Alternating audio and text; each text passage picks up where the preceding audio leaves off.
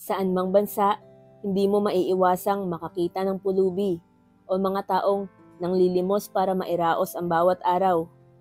Sila yung mga taong iiwasan ng iba dahil natatakot sila dito o kaya ay kakaawaan ng iba dahil walang-wala na sila sa buhay. Gayunpaman, kung may sobra tayo at gusto nating tumulong, ay palaging tatandaan na hindi tayo mawawalan dahil sa pagbibigay. Hatid ng Phenom Stories ang kwentong tiyak kapupulutan natin ng aral at inspirasyon. Bata pa lang si George, ito na ang kinalakihan niyang mundo, ang kalsada. Hanggang sa kaya na niyang makaalala. Ang tanging niyang naaalala ay sa kalsada na siya nakatira mula pa noong bata siya. Tulad ng maraming bata, hindi naging maganda ang kamusmusan niya dahil madalas siyang tuksuin at saktan ng ibang mga bata dahil pulubi siya at walang matirahan na may tuturing niyang tahanan, maliban sa maliit na tent sa ilalim ng tulay. Gusto niyang bawian ang mga batang ito. Gusto niyang saktan, subalit taliwas ito sa paniniwala ng kanyang ina. Wag, kung sasaktan mo sila, parang katulad mo na silang nananakit ng tao. Sinusuway siya ng ina. Dagdag pa nito, wag na wag kang tutulad sa kanila, George. Naririto ang ina niyang si Georgia. Namamalimos sa gilid-gilid upang may mapambili ng pagkain na pagsasaluhan nilang dalawa. Hindi man nito gusto ang pamamalimos at panghihingi ng tulong, wala siyang magagawa dahil ito lang ang kaya niyang gawin. Naaalala ni George na kapag wala silang makain, yayayain siya ng kanyang ina na matulog na lang para maibsan ng gutom. Minsan, kinikwentuhan siya ng ina tungkol sa buhay niya dati.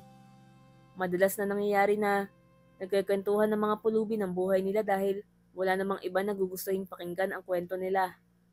Ayon kay Georgia, mula siya sa mahirap na pamilyang nakatira sa maliit na bayan sa Ohio. Hindi inaasahang nabuntis siya ng maaga at dinala sa sinapupunan niya si George. Subalit, naging malupit ang pagkakataon para sa kanila. Pagkasilang ng sanggol na si George, lumipat ang pamilya nila sa maliit na bayan sa Chicago, kung saan ay talamak pala ang away ng grupo-grupo. Habang papauwi galing sa trabaho ang ama ni George, ay tinamaan ito ng ligaw na bala, dahilan ng pagkasawi nito bago pa madala sa ospital. Doon nagsimula bumagsak ang pamumuhay ni Georgia. Wala siyang kilala na kahit sino man sa Chicago. Noong matapos ang renta nila sa apartment, ay sapilitan silang pinalayas ng may-ari. Todo pa raw ang pag-iyak ni George dahil nagugutom ito. Subalit wala siyang mapakain sa anak niya. Inabot na sila ng umaga sa paglalakad sa kalsada. Hanggang sa pumunta sila sa ilalim ng tulay para magpahinga. Pagkagising niya ay laking gulat niya na maraming pera sa sahig na pinaghihigaan nila. Bigay pala ito ng mga dumadaan. Tulong para sa kanila.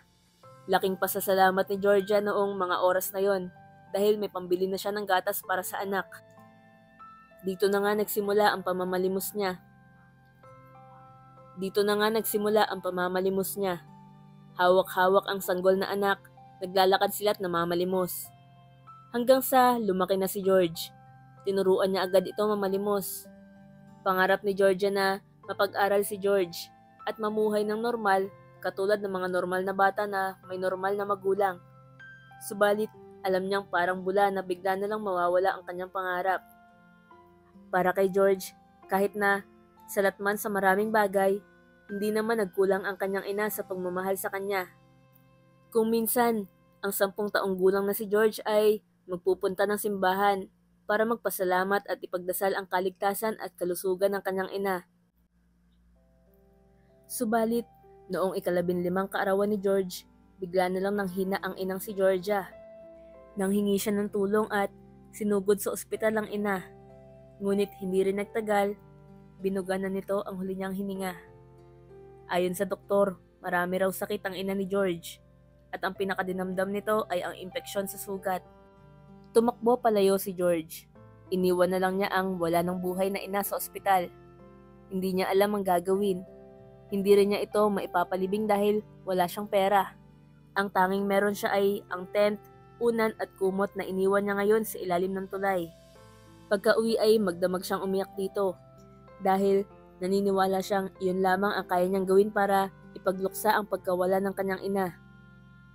Mula noon hanggang ngayon, doon pa rin sa tent na pamana ng kanyang ina natutulog si George. Bukod sa pamamalimos, nangangalakal din siya ng mga gamit na pwede pang magamit at ibebenta niya sa mga tindahang bumibili. Ang lahat ng kanyang kita ay tinatago niya sa pitakan na pulot niya sa basurahan. Alam ni George kung gaano kadelikado ang kalsada ng Chicago. Kaya naman kapag gabi ay madalang na lang siyang magpunta sa kung saan-saan. Iwas na rin sa mga taong delikado at walang magawa sa buhay kundi mang trip sa iba. Noong ika-20 kaarawan niya, napagpasyahan niyang kumain sa isang fast food chain. Subalit sa drive-thru siya pina-order at hindi siya pinayagang kumain sa loob ng restaurant. Sa gilid ng kalsada na lang niya in-enjoy ang pagkain niya sa ika-20 taon niya dito sa mapagmalupit na mundong ito. Isang hapon, habang naglalakad siya pa uwi ay may nakita siyang bakal sa basurahan. Dali-dali niya itong kinuha noong malaman niyang walang nakatingin at inuwi na sa tahanan niya sa ilalim ng tulay. Sa ilalim ng tulay, halos lahat sila ay magkakakilala. Sa ilalim ng tulay, marami din ang pulubing sumisilong dito. Isang komunidad na walang mga tahanan. Lahat sila ay laking pasasalamat dahil merong tulay na nagsisilbing bubong nila sa tuwing umuulan o kaya may bagyo. Napansin ni George na ang ibang pulubi ay matatalino at nakapag-aral, subalit winasak ng buhay. Mga taong napakaraming pinagdadaan ng malulupit na karanasan. Sa ilalim ng tulay, may dating teacher, abogado, war veteran, subalit hindi rin nawawala ang mga lulong sa drugs at iba pa. Kahit na iba-iba ang mga ito, magkakakilala at magkakaibigan naman sila sa ilalim ng tulay. O baka ito lang ang tingin ni George. Bit-bit ang bakal, dinala niya ito sa kaibigan at kapitbahay niya sa ilalim ng tulay, si Professor Liam. Dati raw siyang teacher subalit nalulong sa alak at sugal kaya nagkaganito ang buhay. Sir Liam, ano kaya ito sa tingin mo? Tanong ni George sa matanda. Parang metal detector yan sa ginto ah. Yung tumutunog kapag may na-detect na ginto sa ilalim ng lupa. Wow, saktong-sakto yan. Mahal ibenta yan. Sabi ng matanda. Manghang-mangha si George sa metal detector. Kaya naman, tinitingnan pa rin niya ito kahit naglalakad na siya papalayo. Gulat na gulat siya dahil ngayon lang siya nakakita at nagkaroon ng ganitong gamit. Pahabol pa ng dating teacher. Libre mo ako kapag nabenta mo na ha. Kahit malalim na ang gabi, tinitingnan niya pa rin ang metal detector. Namamangha pa rin siya dito. Subalit, natatakot siya na baka may umagaw nito sa kanya. Kaya naman, nilingkis niya ang makinarya. Pinaluputan niya na parang isa siyang ahas sa pagkain nito. Sa panaginip niya, habang naglalakad siya sa di kalayuang parke, ay tumunog ang bitbit niyang metal detector. Manghang-mangha siya noong tumunog ito. Gamit ang panghukay, hinukay niya ito hanggang sa ginising siya ng kapwa pulubi niya. Sinampal-sampal siya nito. Gising! George! Gising! Pangiistorbo nito. Nanlaki ang mata ni George noong ginising siya nito. Mahigpit pa rin ang pagkakayakap niya sa metal detector. Bakit? Bakit mo ako ginigising? Ang sarap ng panaginip ko eh. Sumbat ni George. Kasi sumisigaw ka. Nagulat ako. Natakot ako na baka binabangungot ka na. Napasampal na lang si George sa mukha niya. Totoo ngang sumisigaw siya sa panaginip niya dahil tumunog-tunog ang metal detector niya. Teka, ano bang napanaginipan mo? Tanong ng kaibigan niya. Namayaman na ako. Sabi ni George. Lahat tayo dito ganyan ang gustong mapanaginipan. Bangungot nga yan dahil hindi magkakatotoo. Tumatawa ito habang papalayo na sa tent ni George. Basta, iyaman ako. Sabi ni George sa sarili. Nasasabik si George sa kayamanang madidiskubre niya. Lumabas ito ng tent niya. Sumisigaw-sigaw siya. Magiging milyonaryo ako! Magiging milyonaryo ako! Magiging milyonaryo ako!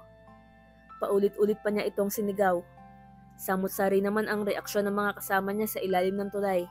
Marami ang natatawa dito samantalang may konting nag-aalala na baka nababaliw na si George. May iilan ding sumusuporta at naniniwala sa kanya kahit Alam nilang malabo itong mangyari. Ayos lang ba siya? Nakainom o hit-hit ba siya?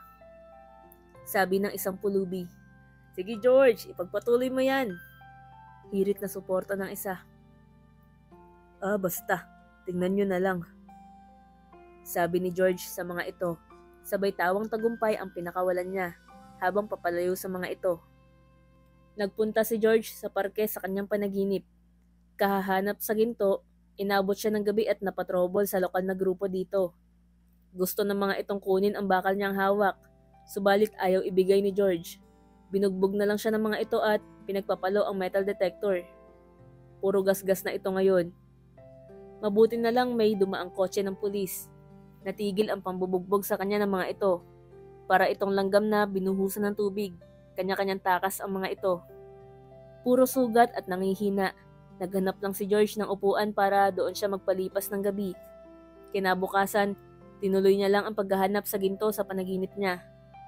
Habang naghahanap siya, napaisip siya. Paano kung wala talagang ginto sa panaginip niya? Bakit kasi hindi niya natapos ang panaginip niya para malaman niya kung may ginto ba talaga dito? Nagkakatotoo ba ang nangyayari sa panaginip? Hindi niya alam ang sagot at hindi niya malalaman ito. Basta, subukan ko pa. Naniniwala akong merong ginto dito sa parke. Sabi ni George sa sarili. Bigo pa rin ang ikalawang araw ng paghahanap niya sa ginto. Sinubok pa rin niya kinabukasan, subalit bigo pa rin siya. Sinubukan niya lang ng sinubukan hanggang sa pang-8 araw ay susuko na sana siya nang biglang tumunog ito. Naririto siya sa pinakasulok na banda ng parke. Kaya naman, hinukay na niya ito. Sakto naman umulan kanina kaya kahit papaano ay malambot pa ang lupa. Sa 3 oras na paghuhukay niya, natagpuan niya ang isang malaking tipak ng ginto. Wow! Gulat na gulat si George sa natagpuan. Wow, wow, wow, wow, wow! Sigaw niya. Nadali-dali niyang tinakpan ang bunganga niya dahil baka makita siya ng ibang tao. Inilagay niya ang tipak ng ginto sa bag niya. Bukod sa malaking tipak ng ginto, may nakita din siya ditong mga gintong alahas at isang maliit na treasure box na naglalaman din ng mga ginto. Matapos ibalik ang lupang nahukay niya, dali-dali siyang umuwi sa tent. Natatandaan niya ang paliwanag ng abogado noong magtanong siya. Tawagin siya nito at sasamahan siya nitong papalitan ang ginto. Sinamahan siya nito sa lugar kung saan pinapapalitan ang ginto. Laking gulat ni George nang bigla siyang pinipicturean ng press. Mga taong nagpakilalang taga-media. Ang tipak ng ginto na natagpuan niya ay nagkakahalagang nasa $80,000 to $88,000. Samantalang, ang mga alahas na ginto ay nasa kulang-kulang $500,000. Hindi makapaniwala si George sa narinig. Wow, congrats George, ang yaman mo na. Huwag mong kakalimutan ng akin ha. Kindat ng dating abogado.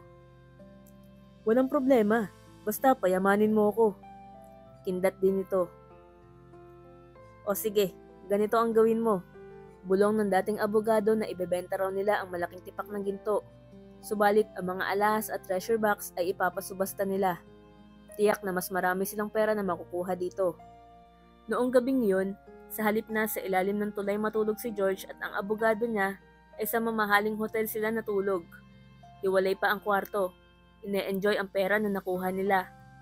Bumili din sila ng mamahaling gamit.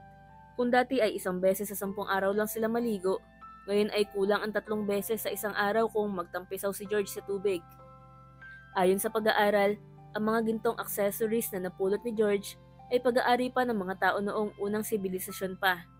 Kaya naman, biglang lumobo ang halaga nito at maraming tao ang nahumaling dito. Sa gabi ng subastahan, marami ang nag-agawan at gustong makakuha nito. Hanggang sa umabot ito sa $1,150,000. Nabili ng isang mayamang business tycoon ang nasabing mga alahas. Walang paglagyan ang tuwa ni George. Milyonaryo na ako! Milyonaryo na ako! Kinukurot-kurot pa niya ang pisngi niya. Totoo nga ang lahat. Totoo nga ang lahat ng ito. Milyonaryo na ako. Ibinalita sa buong mundo ang tagumpay na buhay ni George at ang kwento kung paano niya natagpuan ng mga ginto. Marami ang naantig sa kwento ng buhay ni George. Marami siyang na-inspire ng mga tao. Inasikaso ng abogado ang lahat. Nagkaroon na ng bangko si George kahit na kulang-kulang ang mga kailangan papeles. Inayos din ng abogado niya ang mga investments ni George. Bili niya rin na mag-invest ito sa real estate. Kaya ginawa niya. Binigyan naman ni George ng higit $300,000 ang abogado niya at ipinamahagi ang $50,000 sa mga taong nasa ilalim ng tulay. Nagsilipatan sa mga apartment ang mga ito. Nagpahinga sa malamig at maingay na kalsada. Ngayon, ang 1,000,000 ni George ay nanganak. Nagdoble at nagtriple pa dahil sa mga investments niya. Pinahanap ni George kung nasaan ang kanyang ina na si Georgia at ipinalibing ito at ginawa ng mausoleo. Ikwinento ni George ang mabuting balita. Ma, bilyonaryo na ako. Mayaman na ako. May sarili na akong bahay, kotse, negosyo at iba pa. Sana nakikita mo ako ngayon, ma. Sabi ni George sa ina habang tagaktak ang luha at pawis niya. Mahal na mahal ko kayo, ma. Kayo na lang po ang kulang sa akin ngayon. Mahal na mahal ko kayo, ma. Kayo na lang po ang kulang sa akin ngayon. Dagdag pa niya. Nagpatayo ng kondo si George. Mababa ang singil sa renta dito dahil para ito sa mga walang tirahan. Nag-donate din siya sa mga existing foundations na para rin sa mga homeless. Nakakilala din si George ng babaeng mamahalin niya. Hinahangaan siya nito. Siniguro niyang mahal siya nito dahil sa kung ano siya at hindi dahil sa pera niya. Makalipas ang ilang taon, nakabuo na rin siya ng 5 anak na naninirahan sa tahanan na puno ng pagmamahal. Sana marami sa atin ang tulad ni George, na kahit sobrang yaman na o kaya may naabot na sa buhay, hindi pa rin nakakalimutan ang pagtulong sa kapwa, lalo na sa mga nangangailangan. Mga ka-Phenoms, nagustuhan niyo ba ang ating kwento? Comment niyo naman sa baba. Huwag niyo rin kalimutang mag-like at pindutin ang subscribe button para updated kayo sa mga videos natin. Maraming salamat sa pakikinig. Hanggang sa susunod, dito lang sa Phenom Stories.